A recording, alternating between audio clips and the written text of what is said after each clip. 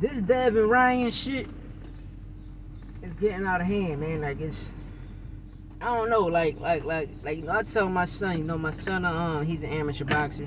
Look out for Naeem De Jesus coming out of Philadelphia. You know, me and my son, we always talk about boxing. You know, when I hear the new generation talk about boxing, I'd rather listen to my son because my son know what he's talking about.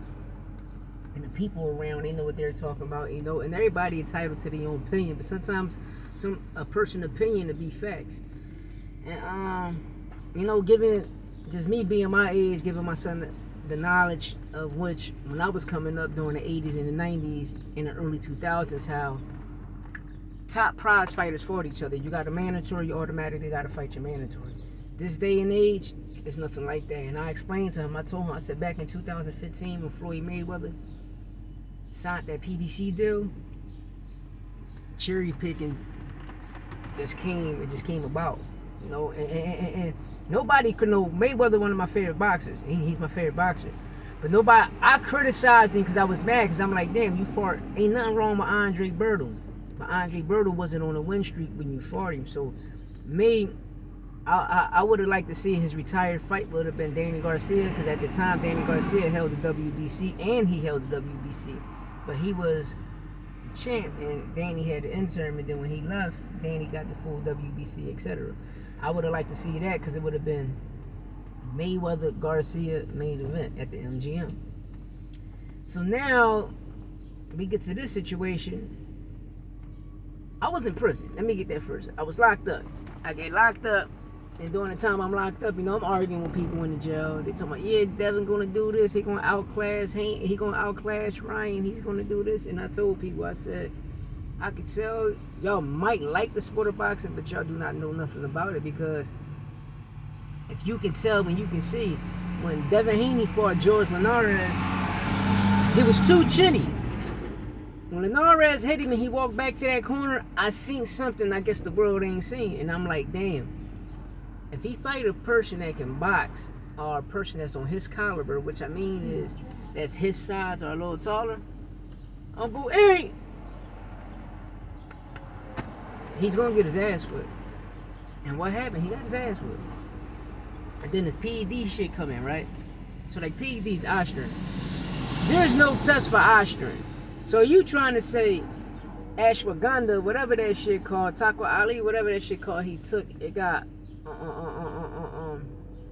Osterine in it. Like, come on, man. What I'm trying to make sense of is, all right, Victor Conte come home.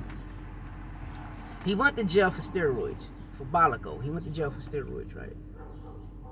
But he was making his money. You understand me? And I'm gonna play it all around board. And so his eyes, because if I was in Victor Conte's shoes and I'm doing something to help athletes get themselves together, I'm not considering it steroids. You understand?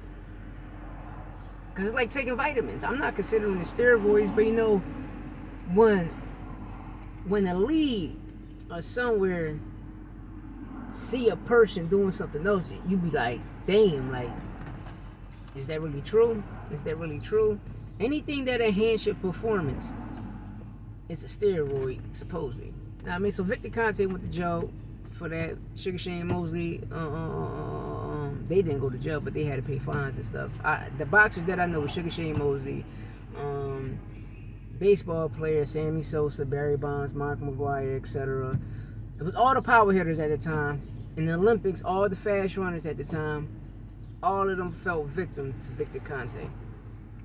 Victor Conte, he did his time, he come home, he created VADA testing. I'll tell you about VADA. Floyd Mayweather never wanted to take VADA testing. Why he never wanted to take VADA testing? Because of Victor Conte. And when Victor Conte came home and created VADA testing, Snack was already in the come up. Manny Pacquiao was the first Snack prize fighter. He was the first fighter. That's why Floyd Mayweather said he's juicing. I won't fight him because he's juicing. All right, you want to take tests? I'm not taking VADA. We want to do an independent test. You know? And then 10 years later, we get the fight. Which, the fight should have happened when he was on the shit, because you could have took the same shit he was taking and make it happen. So now Ryan and them come up. And I guess sample A was clean, but sample B come back. Then on top of that, 11 days later, y'all test for the piss test. I've been on probation for a long time, right? I'm off probation now. I'm off papers. I gave them 17 years of my life. If I take a piss test today, you have to send it out today, so by the night or tomorrow they get to test it and find out if you're clean or not. Or some people, they got the immediate sample, urine sample tests. But what I'm about to say is, you wait 11 days later, the piss is bad. The piss is bad, so it's going to come back as anything. It can come back as marijuana. Ryan smoke weed, right? So why marijuana ain't pop up in the system? You know? And then Kimberly, this is the key thing about Kim, right? Kimberly, the one that found Ryan guilty and made him test positive on the B sample. And then she resigned so she won't have to deal with none of this bullshit, right? The fight was April 20th. April 23rd come around, you know, Devin little brother, the little Equan, come on live and say, yeah, you know, Allah talks to me. Let me tell you something, Aki. In Philadelphia, we take Islam really serious. Allah subhanahu wa ta'ala ain't gonna talk to you. Allah subhanahu wa ta'ala ain't even talk to Prophet Muhammad, the Rasulullah Sallam. What the hell? Why he's gonna talk to you, and the Prophet is more, it's his messenger. Like, it's the messenger of Allah subhanahu wa ta'ala. Prophet Muhammad had to deal with Angel Gabriel, you understand? Moses talked to Allah subhanahu wa ta'ala. Prophet Ibrahim talked to Allah ta'ala. Since when you become a messenger or a prophet, saying that, yeah, Allah gave you a sign? No, Kimberly and Victor Conte gave you the sign saying, yo, this is what's going to happen. Because no snack fighter is supposed to what? Lose a fight. I'm going to get the Bud Crawford. At 135, 140, he was knocking it. He ain't had the knockout power he had now. And he was a man. He was fully developed as a man. Soon he come to welterweight and get under the snack program. He knocked every fighter out. It's two things since he became welterweight. He been on a snack, knocking every fighter out, and every fight he had, his gloves bust. I'm just asking these questions because I want to know. Because I know when I was coming up and they found you did your gloves loaded or whatever, there's always something. You feel me? And it's always top rank. It's always top rank that let shit happen like this. Because they want to dethrone people out of their situation. You know, it's like, for instance, the world synced it. We all sync. Teofimo Lopez become 2-time undisputed. If you know boxing, I'm just telling people, if you know boxing, don't listen to these commentators because they know the truth. If you know boxing, you know Teofimo was the first male of this generation to 2-time undisputed. But before him, Clarissa Shields held that shit for a long time. And nobody gave her flowers. Nobody praised that woman and said, damn, you did a hell of a good job. You 2-time undisputed. You're the first woman of this generation, especially this year, to carry it 2-time undisputed. And you let these sucker ass dudes come in here and tell you something different. They want to build fighters up. And that's wrong. And I my son will tell you, I call them commentator fighters. I call them motherfuckers commentator fighters. I call them commentator fighters. But you know, I see what Saudi doing, bringing boxing back. You know, boxing always been back. You just gotta have the fights every month. You know. Then I watch Bud do some corny shit. You saying that it's a high risk, low reward, but you're fighting the low reward. Nobody knew this motherfucker. Everybody know who Jerron Boots Ennis is. Everybody wanted him to see fight Spence. Spence ducked him for 2 years, but Boots knew what he was trying to do, so Boots fell back for 2 years so y'all can get that fight. Now, y'all was supposed to make the fight happen, and what I mean by that is fight your mandatory. You never fought your mandatory, bro, but you want to drop off, vacate all the belts, go up and fight a fucking bum. Now imagine the bum beat you. It's like when I look at these people, like they trying to build another Pacquiao, right? A super Pacquiao. Shout out to Anyway.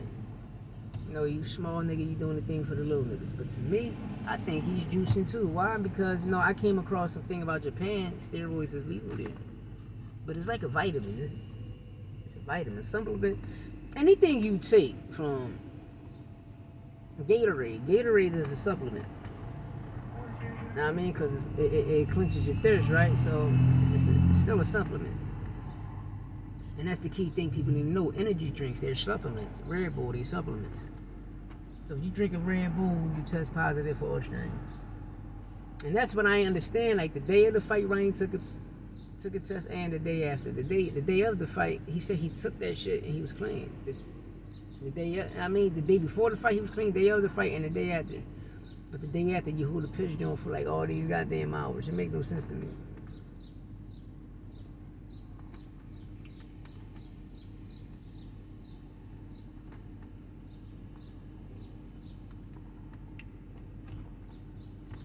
Boxing is beautiful, man. We just let stupid people trying to predict and project who to like, who to believe in, who's this. Like Timothy Bradley. Timothy Bradley, to me, like, you had some cool fights. But you was a bitch. You understand? You was a straight bitch. You was a straight bitch. Timothy Bradley, you a bitch. You scared to fight Sean Porter. You duck Sean Porter. You duck Sean Porter. That's facts. You definitely did. He definitely ducked Sean Porter. And Porter was a killer. You know, like I told my son, I say, you know, to me, in my opinion, I thought Porter beat Spence. And when I seen that fight, I'm like, damn, it's two people that can get him. And when that Bud fight, when the Bud fight happened, Bud ain't had to be on snacks to fuck Spence up. Any pure boxer would have beat Spence. Any pure boxer can still beat Spence. You feel me? But at that time, I'm like, I thought Boots was going to do it if he would have gave Boots that rumble. But he gave Bud that fight. And we seen the outcome. But nobody bitching about that. Nobody never said, like, yo, we never... And everybody said we never seen Bud put on this type of performance. But ain't none of y'all talking about it.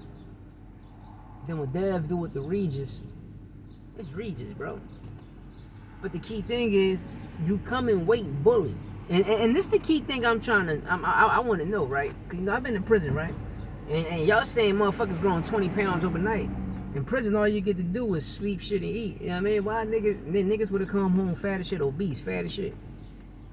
Am I correct? So how the fuck you gain 20, 30 pounds overnight?